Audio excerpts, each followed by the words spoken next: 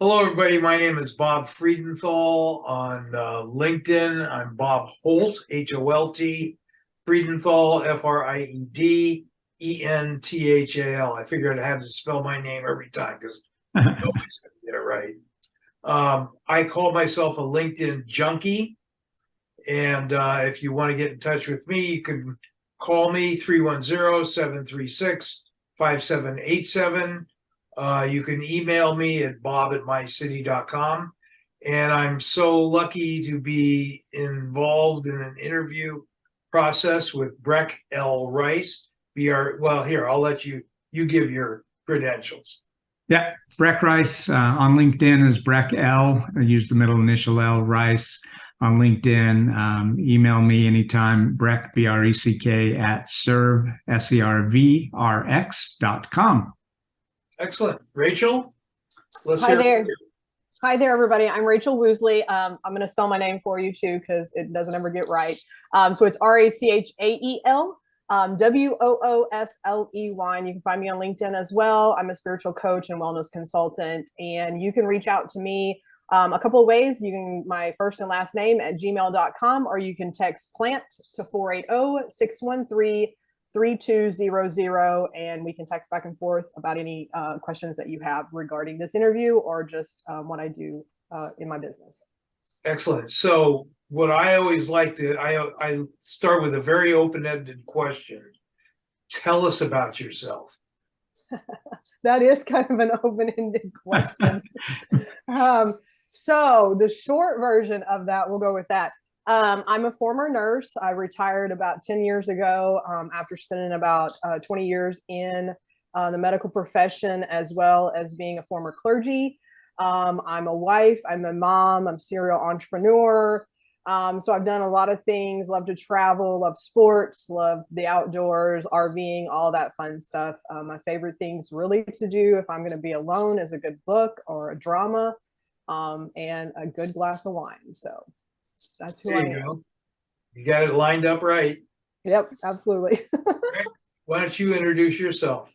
Sure. Yeah. Breck Rice. Consider myself a healthcare disruptor. I've been in healthcare now for 20 years and kind of take a different approach to helping patients get better. I've been on the pharmacy side most of that time, and very advocate user of LinkedIn. And that's where Rachel and I met, and I heard about her background going from, a nurse into helping people in different ways and coaching them specifically with their health, and taking more of a natural plant-based approach to it. So we immediately connected, and I wanted to learn more about her. So invited her to come participate in a couple of networking groups. One of those is our mastermind group we do with you, Bob, on Thursday morning. So it's been great to get to know Rachel, and looking forward to getting to know her even more, and hearing how we can support her and help her in her mission to help other people. Great statement. I think the key, if you put it into a term, what is it that you do, Rachel, that will make a difference for people? Well, I consider myself more of a bridge. And the reason I say that is because I did leave medicine and now I've gone more into the natural, holistic space of that. And so I can look at both sides of the spectrum. And there are times where both sides are needed simultaneously. And sometimes we need to venture from one to the other and maybe back to the other. And so I'm always just here to educate people on their options, because there are options that are available. You don't just have to do what your medical professional says or your natural practitioner says, but you also know you have the right to ask the right questions, because many of us have just been spoon-fed that, hey, because this person has this diploma on the wall, that they have all the answers. And they may not have all the answers, because our bodies know what we need, our bodies know how to heal themselves. And sometimes we do need assistance in different various ways, but we should be able to advocate for ourselves and know how to ask those questions, and know when the right time is to maybe make a pivot in our health and wellness.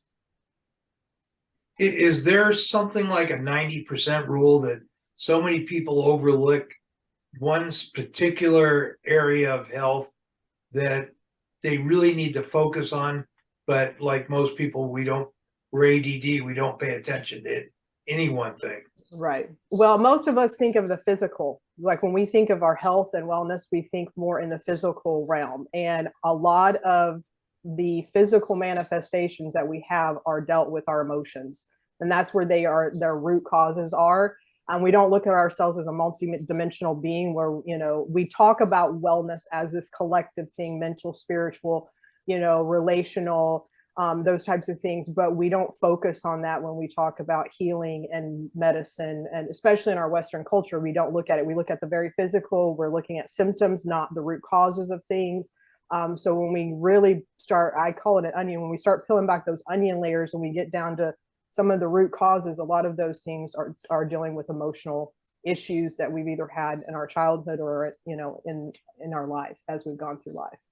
Oh, I so much can relate to that because I got divorced in like 1977, and I went to the phone book. Anybody remember what a phone book looks like? I went like this and went to psychologist, plunked down on this one name, called the guy up, went in and saw him. And what was so fascinating, he uses hypnotherapy as one of his tools to really help people. And I'll tell you something, it made an incredible difference for me. And then I belonged to a hypnotherapy group, and there was, each person had a series of problems. A couple of them, it was a mother and a daughter that both had cancer. They arrested their cancer with hypnotherapy. Mm-hmm. I would never have done that, but that's what they did. Excuse me, I'm sitting here choking. Wow. Wow, that's amazing. We've always thought about that, how connected the mind and the body is. And it's interesting. I was working with and speaking with a technology company that's providing virtual therapy through motion capture and using artificial intelligence to talk about what are the proper exercises to improve range of motion. So it's kind of a tool that would help anyone in physical medicine for those patients at home. And he was doing a round of fundraising, and he was talking to an investor, and I just happened to be listening in. And then the investor is like, "Well, that's really great for physical. What are you incorporating for the mental health of healthcare?" I'm like, wow, everybody's now really focused on talking about that. So share what the transition was for you, Rachel, when you were working in the machine, right? As a nurse, were you on the hospital side? Were you private practice? I actually did quite a few things. I was in the hospitals for many, many years. And then I went to some private practices. I also went into the educational system and was a school nurse for a few years and did a lot with kids with special needs, like behavior modification, medication administration, dealing with seizures, those types of things. And then I ended my career in pharmaceutical research. So that's when I chose to exit, was after I did that for a time. And I was like, yeah, I can't do this anymore. It didn't fit for me. And I was kind of in a transition in my whole entire life. And my husband and I were both looking at really kind of just transitioning out of several things in our world. And the machine was the thing. Like, we were just tired of the 9-to-5 machine. We were tired of, big pharma, all of that kind of stuff. We were just tired of all of that. And so we were making some pivotal shifts. And that was kind of the start of my healing journey, is because I realized a lot of those things for me were very toxic in nature. And the relationships I had growing up in my religious upbringing, as well as in my career, they were very toxic in nature. They were very, at times could be very much repressive, because I'm a woman and it's not a male female thing, but it's just the way that the nature of the beast was. And so it became very clear to me about 2013 that we really needed to make a huge shift. And we did that. And in doing so, a lot of things started coming up emotionally for me. And so a lot of things that I had kind of not dealt with or hidden or repressed in a way started to bubble up for me. And so from about 2015 to 2018, I really was struggling just emotionally, mentally, dealing with depression, anxiety, panic attacks constantly. And I was faking it. Like I was out in the world doing things, but I was completely faking everything. And I just ran up against a wall in 2018, and I was tired of faking it. I was tired of pretending I was this person, and I had it all together. And I had the nice little neat package, and I thought I was doing great, but I was falling apart inside. And so I ended up in the medical, facilities, battling potential cancers, potential other diseases going on in my body, and was given a diagnosis of potentially a year to live. And I looked at them and I'm like, I can't do this anymore. And so in that process of them not being able to really figure out what was going on with me, because my blood work would not match what the biopsies were saying, and this and everything kept contradicting each other, I had what I believe was one of the most serendipitous encounters I've ever had in my life. And a lady I met in a networking meeting, of all places, go figure. She walked up to me, and I have to preface this story is I only told like 4 people I was really going through these physical things that were manifesting in my body. So not even my business partners and things like that I was working with, they didn't even know what was going on. They just knew I wasn't feeling good. And so she walked up to me and she's like, I need to talk to you like now. And she looked at me and she pretty much said, you have some emotional blockages between, and she pointed to my mouth and to like my chest area. And she says, if you don't get this figured out, it's going to kill you. And I looked at her, I'm like, what do you mean? And she's like, it's all emotional. And she's like, it's all stuck here. And if you do not figure out what it is, it's going to take your life. And she's like, you've got too much going on and you've got too much stuff you need to bring to the world. You need to figure it out. And she kind of left me like that. And I was like, what? And so I kept, pursuing her. And then I realized I needed to look for some alternatives, and plant medicine came into my purview at that time. And I didn't realize like how entrenched I was in that, because my grandmother was very much into plant medicine and herbs and things like that when I was growing up. And so all these things started kind of popping up that I had learned in my childhood. And I was like, oh my gosh, I remember my grandma teaching this, or this way of cooking or preparing my food. And so all of these things started coming up for me, and medicinal plants came into my world. And so I started using things and alternative therapies and practices in my life. And I began to not have to see the physicians as much, not have to go through all the testing as much. And I was not getting another problem fixed by another pill. And that was what was happening, is every time I would get a symptom, they would just put another pill in me, and I was becoming toxic that's my opinion on what was happening in my body. And so about 6 months after I was like, heck with all of this, and started doing all these different modalities and things like that, I got a clean bill of health, and I haven't been on any pharmaceuticals or had to go to the doctor for anything in the last 4 years. Wow, that's impressive. So that's really impressive. That's my story of my healing. So that's how I got to where I am. And so now I just want to share with people that it may not work for everybody in that way, but there are things that they can pursue to help them at least live a healthier lifestyle than what they are right now. Do you consider yourself at all a mindset coach? A lot of it is mindset, yes. And a lot of it is connecting the heart and getting the soul and the physical body together. Because oftentimes when we, especially in Western medicine, or the way that I was taught to practice Western medicine, everything was physical. There was no emotional, there was no mindset, there was no spiritual aspect to it. And so I really integrate all of that. So when I talk to people, a lot of it is I have to figure out where they kind of sit in the spectrum of things. Because so many people don't understand different alternative modalities or different types of plants that they can use. And so a lot of them are very hesitant. So a lot of it is education first, and then getting to the mindset and the emotions at the same time. And then the physical, a lot of times, will just kind of figure itself out, because when you start fixing those underlying issues, the physical kind of starts going away, because it's a manifestation of all of that. It's amazing, isn't it? Breck, you must have stories that you could share. Oh, you're on mute. You're mute. I apologize. I was thinking about your whole experience there of of going through the health system, conventional medicine saying, oh, you have a symptom, let's treat that, instead of getting to the root cause, and how that, even just blood tests, right? You get the labs back for your blood, and they're looking at it, and oh, it's in normal range, but it can't be, right? Well, what does normal range mean? I mean, it encompasses millions of people's data that may be normal to them, but it wasn't to you. You still have these problems going on. And there's technology now that gives us a better analytical view of what does that mean? What is normal for you as an individual?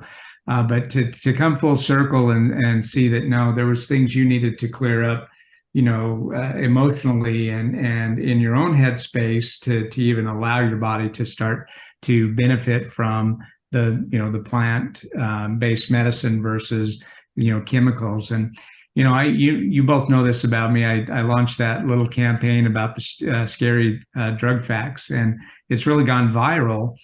But it's so true. And so now I get people questioning all the time, well, what about this medication? Or my mother just got put on this other medication, and I'll look up the side effects, and the side effects might not be that outlandish, right? It's pretty common to have maybe some stomach aches or constipation or something like that going on with a lot of medications.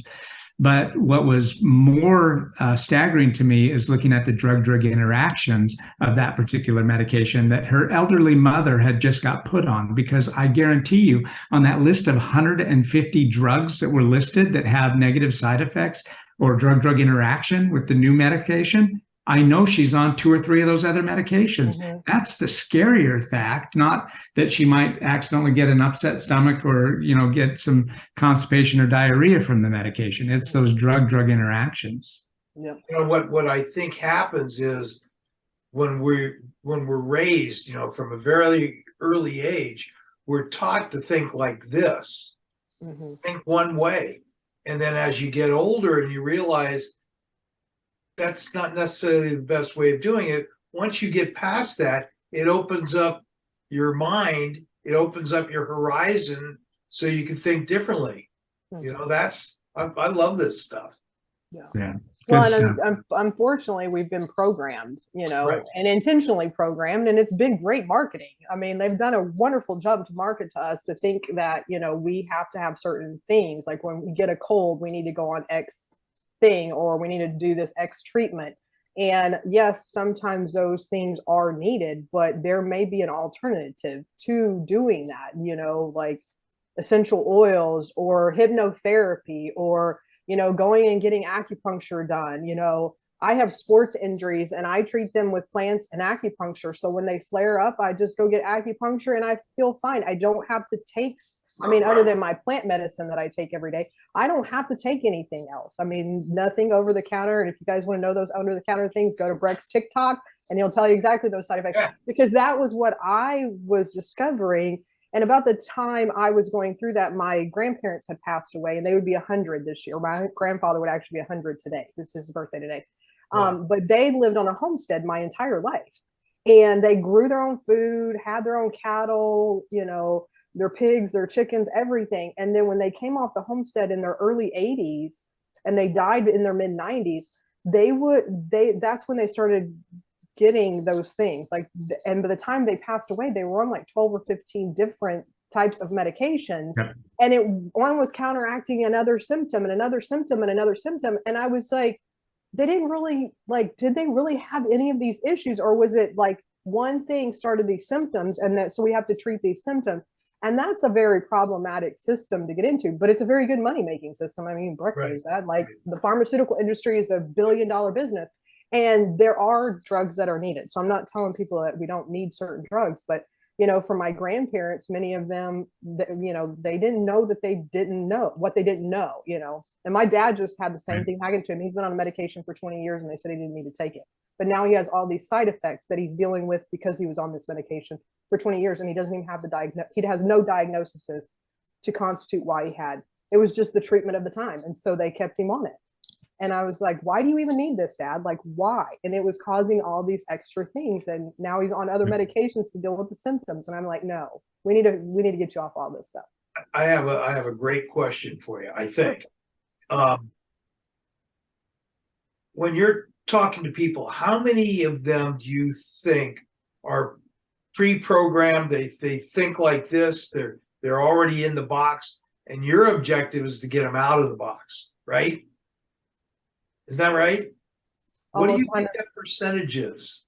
It's about 100%. And a lot of it is generational. I mean, your younger generations, they have been exposed more to alternative things because the global society has allowed that. They're able to see other cultures. Those things have infiltrated into their social media and things like, so they're able to see alternatives. So a lot of times when I'm training in some of these things, most of the age demographic is very much, 10 years, 15 years younger than I am in age, because they're exposed to it and they want to understand it and use it in their practices that they have. And a lot of even medical professionals are going more into functional medicine or naturopathy and those types of things, or they're adding that on to their MDs so that they have that, the flip side. But for the general public, most people I would say it's 95 to 100% is I have to sit and I literally have to kind of let them dump, and then I have to like help them unpack, and it's step by step by step by step. And sometimes sometimes it's easier for them not to change. And so they don't. But, for me, it's just exposing people to that there could be something else that they could use. Making them more aware. Yep. My daughter's got a doctorate in psychology. Mm-hmm. And it's so amazing from when I was much younger how psychologists would treat you. Now they have all these facts and all these, the diagnoses that they can give people, and it's all documented. Mm-hmm. It's not like, oh, it's a hooey wooey thing, it's all documented today. Yeah, there's a new syndrome that hasn't been around forever, and they come up with new ones all the time. But the prolonged grieving. So if someone's had a loss and they just had not gotten over it, and now it's been 20 years and they're still struggling with that loss, is now actually it's a clinical syndrome now. Yeah. Wow, that is so fascinating. Well, and that's interesting that Breck says that, because for me, with a lot of, especially women that are in their midlife crisis mode, that we'll call, we say, that's a lot of it is because they're grieving loss of, their identity as a young woman or as a mother, and now they have empty nest, or maybe they've gone through a relationship separation, or their parents have died, so now they're no longer got that. So there is a lot of grief that people deal with. So, that's one thing that I deal with quite a bit when I'm working with people, is they're dealing with grief in some way, shape, and form, and they don't realize it's grief. They're not realizing that they have to process through this. And a lot of people, especially who have been in like toxic religious cultures and things like that, which that's part of my background, and I will deal with people on those issues as well. It's sometimes the people on the other side, they don't realize the person is grieving. That, True. Me as leaving those toxic environments or toxic relationship or toxic work environment, people retiring and getting out of those toxic work environments, and their central nervous system has been fight or flight for so long, and now they're not fight or flight. Their body is hurting, one, but they're also grieving this identity crisis that they have. And so many of these, diagnoses and things, a lot of it deals with grief and identity crisis, and just our central nervous system is so overloaded, with the things that and I went through that even retiring as a nurse. I had to grieve that for several years, because that loss of identity was huge, because it was such a pivotal part of my life for so long. Yeah. Well, now, when patients find themselves in that situation where they just, are stuck, and you're able to walk them through how to get unstuck, it's got to be such a lift off of them, right? That heavy burden that they're carrying, if they can realize, hey, there's an alternative here than just piling on another medication. Right. Yes. Yeah. Just, seek help. That's all I got to tell you. Right. The listening audience, it doesn't hurt to talk. That's the easiest thing that we can do. And if Yeah. you learn something from it, you're going to be much better off. And that's where we all tend to get very stuck in our ways. I tell everybody, by the way, you have a little switch on the side of your head. Can you guys feel yours? Put your hand up here. Okay. Turn it from left to right. That goes from being unhappy to happy. Yeah. Yeah. It's a switch. And once you learn to do that, your life changes. So I'm never unhappy. My wife will tell you that I'm a happy guy. I live my life being happy and thankful and doing all that stuff, but we all get thrust back into the negative feelings that we were taught. We were taught this as kids, the Puritan work ethic, all that stuff. It's negative. It's always punish this and punish that. Mhm. Well, you know what? You don't need to go through that. And I try to deal with that every day of just saying, no, I'm not going to deal with somebody's negative thoughts and stuff like that. We all need to do that. We need to turn it off. Yeah. Anyway, So many people are not aware though that those are negative. That's the sad thing, is a True. lot of people aren't aware of that. And so, in educating and teaching people like we are on this interview, I mean, it's just about awareness, like being aware that you don't know, and that's okay. yeah, this is a valuable interview for people if they will take the time to listen to it. This is a little bit longer winded interview than we normally do, but there's so much in here for people to think about and be aware of. And if you listen to this interview from the start to the finish, you will begin to realize there's opportunity in your life, not the pessimism that we are filled with, right? Right. Okay. Well, Yeah, I this think is awesome. So when someone is stuck, how do they get a hold of you again? Tell everybody so that those patients know exactly, or those potential clients know how to get a hold of you. So if you're on LinkedIn, just reach out to me on LinkedIn. That's a great way to get a hold of me. Also on all my social medias, I'm under my name. I do have a website. It's under my name, rachelwoosley.com. So you can go there and book a consult. I have a 15-minute free one, so we can just kind of see where you are and where you need to go, and we can see if we're going to work well together. And then I usually do a 90-minute consultation after that with people, and we kind of really will navigate one or two issues that you've got going on.